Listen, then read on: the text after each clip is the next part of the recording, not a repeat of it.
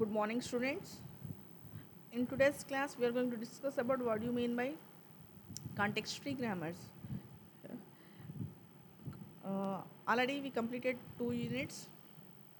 In this unit, today in this session, I am going to start the third unit. Third unit is consisting of context-free grammars and context-free languages. Here, contents of the third units are context-free grammar and the languages. In that, again, subtopics are there: context-free grammars, past-free, applications of the context-free grammar, and ambiguity in grammars and languages. Next is second part is properties of the context-free languages. Yeah, first one is the normal forms of the context-free grammar, pumping lemma, and the closure properties of the CFL and the decision properties of the CFL. Already we know what are the closure properties of regular languages, what are the decision properties of the regular languages, right? In the same way, whenever we are going to define any language, we are going to deciding the closure properties and decision properties of the language. Here, in the third unit, we are going to learn about what do you mean by context-free grammar and context-free language. Here from the third unit, you are going to get one LAQ, 10 marks LAQ regarding either in normal forms, or else you are going to get past-free, ambiguity of grammar. You are going to get 2 to 3 questions here. Two marks question, you are going to get 2 marks question, one 2 marks question, and one LAQ, right?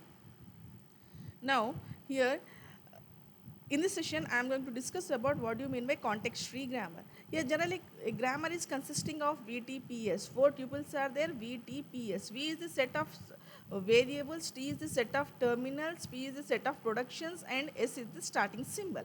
Right? Here, generally, context-free grammar is consisting of finite set of rules. Here in that finite set of symbols, we are having 4 symbols: V, T, P, S, and V is the set of variables, T is the set of terminals, P is the productions, S is the starting symbol. Whenever we are going to define any grammar, we have to start from the starting symbol, that is S. We have to start from the starting symbol, that is S. See here, always set of V represents the set of variables. Here these variables are the capital letters.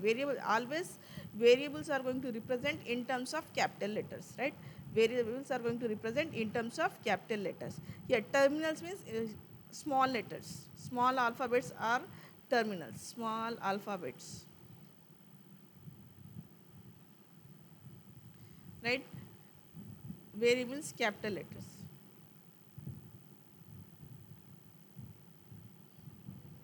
Yeah. P is the set of productions. P is the set of productions means here we are going to define some set of rules. By using the set of rules, we are going to define whether the grammar is a regular grammar or not, whether the grammar is a context-free grammar or not. By using this production only, we are going to defining the rules of that particular grammar, right? Next is the starting symbol. Yeah, S is the starting symbol. Starting symbol means whenever we are going to perform any operations on this grammar, we have to start from the starting symbol, just like DFA and NDFA. In DFA, how we are going to perform the operations? Here, whenever we are going to write anything, we have to start from the starting stage, right? We have to start from the starting symbol. What do you mean by starting? How you are going to recognize the starting symbol? By using this arrow mark. By using this arrow mark, you are going to defining the starting symbol. You are going to defining the starting symbol. In the same way, whenever we are going to define any grammar, here S, capital S is the starting symbol. See here, every time here we are using this symbol S. In some cases, for example, if any grammar is there, that particular grammar is having VTPS. In that VTPS, here we are having V equals to A, B, C. Here, then terminals are 0, comma 1. Some productions are there. There are various types of productions are there. 0, B, 1, B tends to 1, C tends to B, A. Right. In this case, see here. Here, this is the grammar. In this grammar, which one is here? I am defining that this V with the set of variables. Set of variables means A comma B comma C. T is the set of terminals 0 comma 1. P is these production rules. Here S is A. Yeah, by seeing the tuples of the by seeing the tuples, we can recognize which one is the starting symbol, which one are the starting symbol, or what are the variables which are present in that particular grammar, what are the terminals which are present in the grammar. All those things we can recognize by seeing the tuples which are present in the context free grammar. See here some of the examples. Here this is A is representing this V, right? How many terminals are there? Small a comma small b comma small c. Here productions are there. What are the productions? Here productions are there. A tends to A tends to A, B, C. Here A is the starting symbol, right? A is the starting symbol. Now next case. In this case, see here. See, here we are having this S is there. S is one variable. A comma B. Small a comma B is the terminals, right?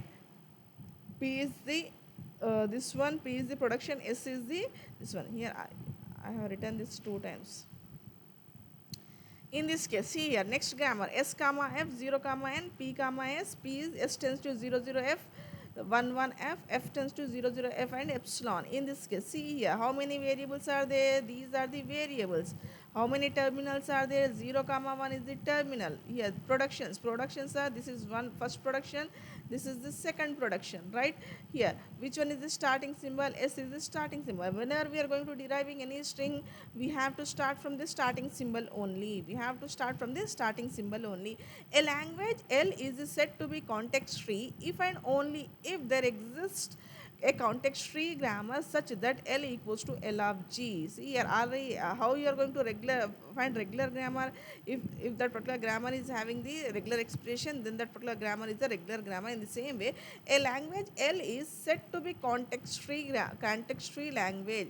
A language L is said to be context free language if and only if there is a context free grammar such that L equals to L of G. Here if we are going to say that this grammar is a regular context free grammar, it means that that particular language must consist of context free grammar. That particular language is consisting of context free grammar.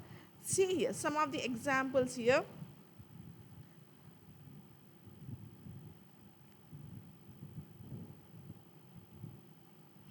See here, this is the example. Let A equals to C of G. Let a CFG is VTPS. Here, generally, context-free grammar is going to represent by VTPS. V is the set of variables, T is the set of terminals, P is the set of production, S is the set starting symbol. Right? Here, B is CFG. Right? See, V equals to S. Right? T is there. Sorry. V is S. T is A comma B. Starting symbol is S. Production is my production is S tends to. Yes, here I am going to write S tends to, my production is S tends to SS, ASB and epsilon. Here we are having one oblique is there now. It means that here this production is consisting of S tends to SS, S tends to ASB, S tends to epsilon. These three are the productions of this particular thing, right? SS, ASB and epsilon. These three are there. Now by using this productions, we can generate the string. For example, here this is the string, right? A B is the string. Now we have to generate the string by using this production. Now we have to generate the string by using this production. Here we can generate the string by using the productions which are present in the context free grammar. My string is AB BB. My string is BB AB. So first here, see here, I'll write here. So S tends to SS is there, S tends to ASB is there, S tends to epsilon is there. In these three productions, I can take any production. For example, I am going to take S tends to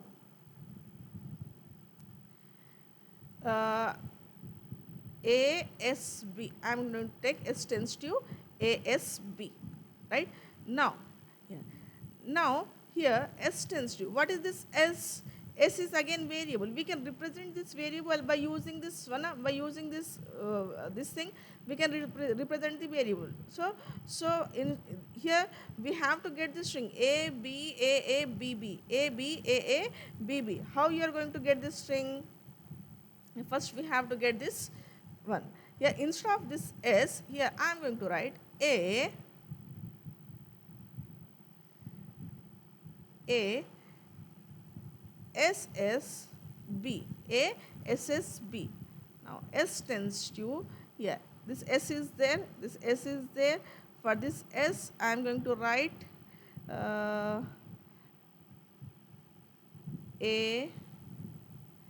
S B. Here A S B, right? Now again S tends to, right, A. For this S, here I'm going to put this epsilon. Next A S B, right? S tends to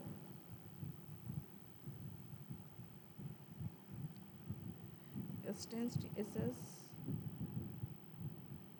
Here I missed, I think here we missed one production. S tends to AS, ASB.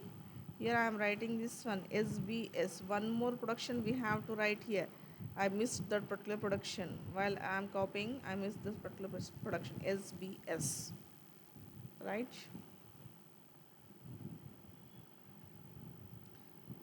Again, I am going to start here.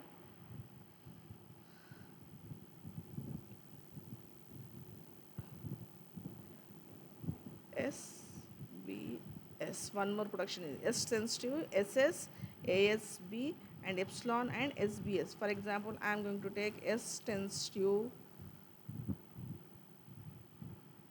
ASB. Now S tends to A. Instead of this S, I am going to take SBS. Right? Now S tends to A S. I'm going to represent this one B S. S tends to, I'm going to write here A S B. Right? Next S tends to, here two SS symbols are there, we can use anything. Here A completed, B completed, A. Now A B. So S tends to A S B A. Instead of this S, I am going to take A S B. A S B. This S is there now, S production is, ASB production is there. So ASB I am going to take here. Every time you have to concentrate on this string, external derived string. Which string we are going to derive? We have to concentrate on this particular string. So S tends to A. Instead of this S, I am going to put the epsilon here. After A, immediately B is there. Here B is there. So I am going to put here epsilon here. A epsilon B A S B. Right? Now S tends to A B A S B. See here, A B A. This S B is there. Right? S B is there. Now what do you mean by this SB? SB means we can write again here. I'll write S tends to A B A. For this S, I am going to write S B S B. Here SBS is there na? This symbol is there, SBS is there, right? So now here AB AA BB is there. Just I am going to put the epsilon here. S tends to here AB AA. Instead of this S, I am going to put the epsilon. Then B. Instead of this S, I am going to put the epsilon production. So now my string is S tends to A B A A B B A B A A B B A B A A B B. So see here, by using this production we can generate this string. By using this production we can generate this string. So this is one derivation. This is one derivation. We can take S tends to ASB. See here in this example I am going to take S tends to SS. S tends to here I am going to take S tends to SS.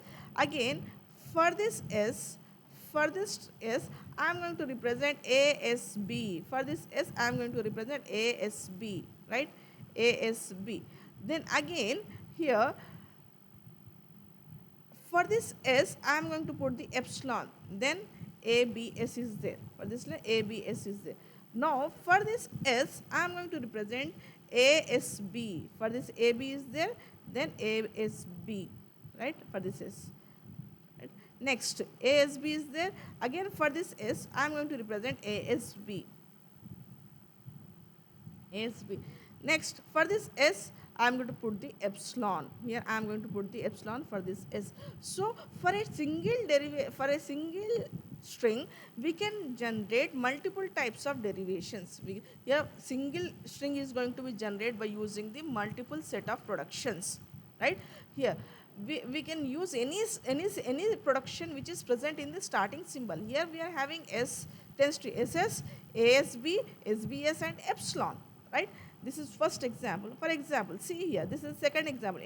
S tends to here. See here, we are having S tends to SS, ASB, epsilon, SBS is there here. See here, S tends to ASA, S tends to BSB, S tends to epsilon is a CFG. Then here we are having only one starting symbol S. A comma B are the terminals, P is the production, S is the starting symbol. You have to generate this string A, B, A, B, A. A, B, A, and B, A. We have to generate this string, right? We have to generate this string. So in this case, here how you are going to generate this particular string? See here, I am going to take here S tends to, here S tends to, what is S this one? Here S tends to, here so, S is the starting symbol, right? S is the starting symbol. S is the starting symbol, right? Yeah. Now I am going to take anything. ASA we can take, BSB we can take epsilon. Here by using the epsilon we can't generate a string. Na? Here A is there. String is starting with the A. That's the reason I am going to take ASA. S tends to ASA. S tends to ASA. Now here after A it should be followed by the B. So that particular production may be starting with the B only. That's the reason I am going to take BSB. So S tends to A, B, S, B. Already A is there. Just we have to put this A, right? See here, BA is completed, BA is completed, AB is completed. Next one is AAB is there. AAB is there. So you have to concentrate on the string. S tends to A, B. Again, it should start with the A. Na? That's the reason here I am going to take ASA. A, S, A. Remaining strings are B comma A. Directly I am putting B comma A. Next, ABA is completed. Next is here. ABA is completed. Next is ABA is there. Again ABA is there, completed. So we can put here S instead of S without we can't use ASA production, we can't use BSB production. Directly we can put the epsilon production here. So S tends to A, B, A, epsilon, A, B, A, right? So S tends to A, B, A, B, A. What is my string? A, B, A, B, B. A, B, A, B, B. This is my string, right? This is my string. So yeah, by using these productions, we can generate the string. By using the production, we can generate the string. Here. Now, derivation tree, parse tree, both are same. Derivation tree, parse tree, and parsing tree, all these are same, all these are representing the same structure. Yeah, generally a parse tree or parsing tree is an ordered rooted tree that represents the syntactic structure of a string according to some context tree grammar. Depending upon the context tree grammar only, we are going to generate the parse tree or derivation tree. Depending upon the grammar only, we are going to generate the parse tree or the derivation tree. Both are same. Parse tree and derivation tree both are same, right? Yeah, whenever we are going to generate any string, depending upon the derivations, we are going to generate the parse tree, right? See here, what do you mean by parse tree? Here, parse tree, how you are going to represent the parse tree? Here, generally, first we have to, any tree is going to represent the by vertex, root vertex, then the remaining nodes are going to be divided into two parts, left subtree and right subtree, left subtree and right subtree, right? Here, what do you mean by vertex? Vertex means here non-terminal symbols. Vertex means non-terminal symbol. Leaves means terminal symbols. Here, a derivation tree or a parse tree is an ordered rooted tree that graphically represents the semantic information of a string derived from a context tree grammar. Then, how we are going to represent this derivation tree? Here, generally root vertex must be labeled with the starting symbol. Root vertex must be labeled with the starting symbol. Next is vertex means here those are the non-terminal symbols. Leaves means all the terminal symbol. Here, non-terminal means variables.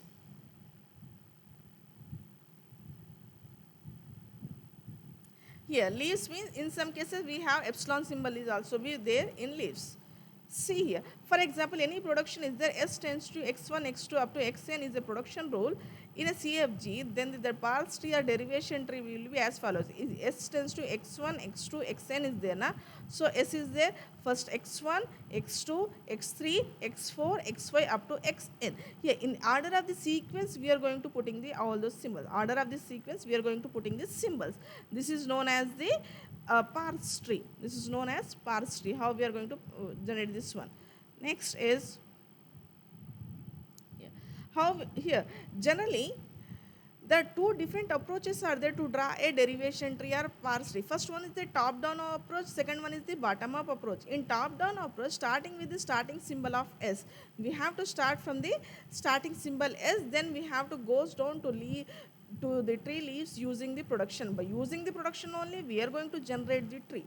By using the production only, we are going to generate the tree. Next one is in bottom up approach. Here we are going to start from the tree leaves, then we are going to proceed to the up to the starting symbol. We have to proceed to up to the starting symbol. This is the bottom up approach. By using this top down approach or bottom up approach, we are going to generate the same parse tree from the same set of production.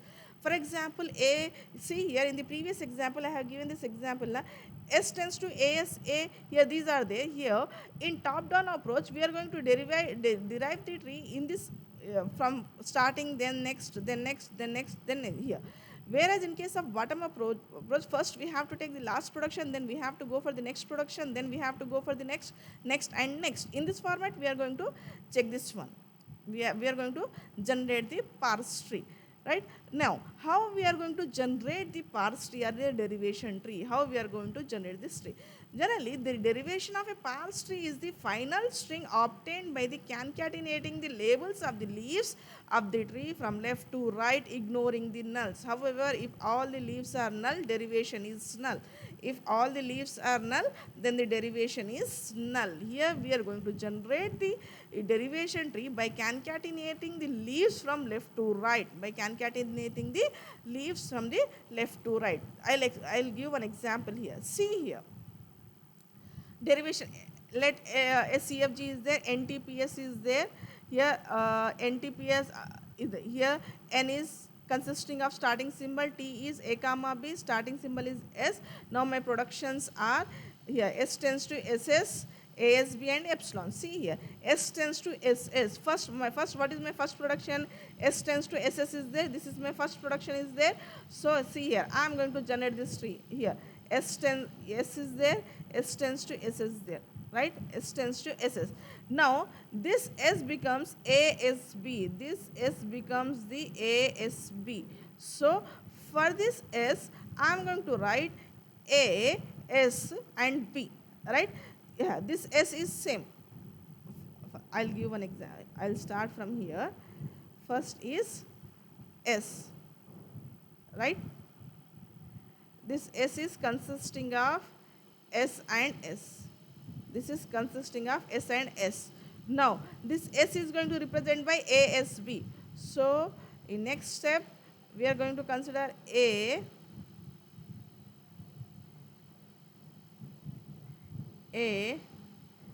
S, B, right? In next step, here this S is going to represent by null. This S is represented by null.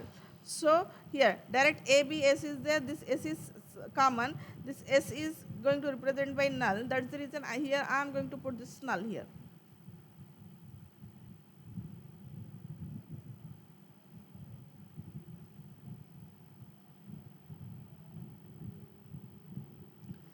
Now this S symbol is there. This is S is there now.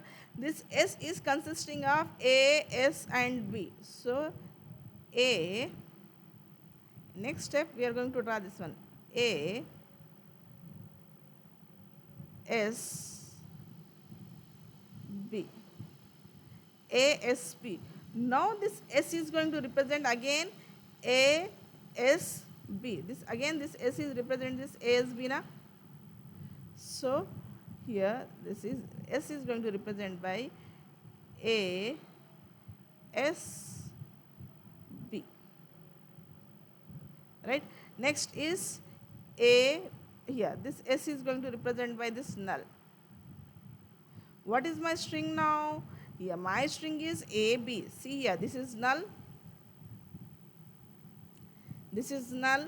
So terminal A, epsilon is there, leave that. B, A, terminal is there, leave that one, B. So we are reading this string from the left to right. First A, see here, from left to right we are reading. From left to right we are reading. That's the reason A, B, A, B, B. This is my string. From left to right we are reading A, B, B, B is the my derivation tree. This is my derivation tree, right? Next.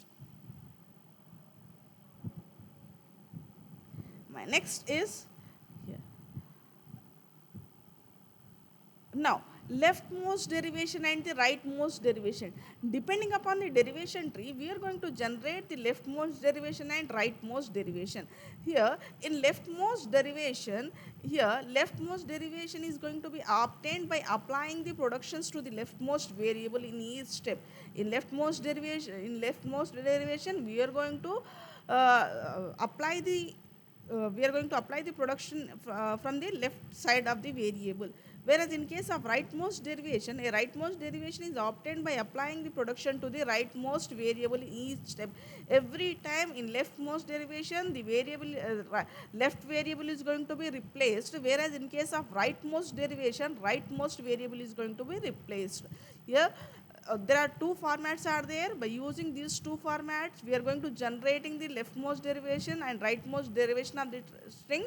Here in leftmost derivation string, we are going to replace the leftmost variable by using we are going to replace the leftmost variable, whereas in case of rightmost derivation, we are going to replace the rightmost variable first, right? This is the derivation of the string. In next class, I am going to discuss about what do you mean by leftmost derivation and rightmost derivation, how we are going to perform this left and rightmost derivation trees, right? Before concluding this class, just I would recall the complete thing. First one is the context tree grammar. Generally, context tree grammar is consisting of 4 tuples, V, T, P, S. V is the set of variables, T is the set of terminals, P is the set of production, S is the starting symbol.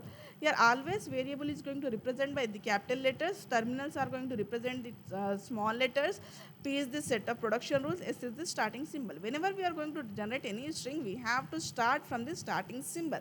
Just like the DFA and NDFA, whenever we are going to write any string, we have to start from the starting symbol only. Is it right? How you are going to recognize the starting symbol? By indicating the arrow mark. In the same way, in the context tree grammar also, whenever we are going to define any context tree grammar, that particular grammar is going to be defined by four tuples VTPS. In that particular four tuples only, from these four tuples only, we are going to deciding that which one is the starting symbol. Here, by using the starting symbol only, we are going to write the, we are going to generate the tree, we are going to generate the strings, right? Examples of the context tree grammars are A, B, C, P, A. Yeah, general any example we can take. But here, see here in this derivation tree. You see here in context tree grammar, VTPS is there. S is the starting symbol. T is the A comma B. Here productions are S tends to SS, ASB and epsilon. Here by using the productions, we can generate the terminal string. By using the productions, we are going to generate the terminal string. Here, whenever we are going to generate any terminal string, by using the parse tree, we can write the, we can derive a tree, right? How we are going to derive any tree? Yeah, by seeing the productions. Generally, how we are going to represent the parse tree? By using the tree technique. Here in this case, here every time root vertex is going to represent by the starting symbol, vertices are labeled with the non-terminal symbols, that is the variables. Leaves are going to be represented by the terminal symbols RL epsilon, right? Here, if any production is S tends to x1 x2 up to xn is there, then the production rule in the CFG is here, uh, S S is the starting symbol, x1 x2 up to xn is there, x1 x2 x3 up to xn is there, right? Here, whenever we are going to draw any derivation tree, we are going to use top down approach, and two techniques are there. First one is the top down approach, second one is the bottom up approach.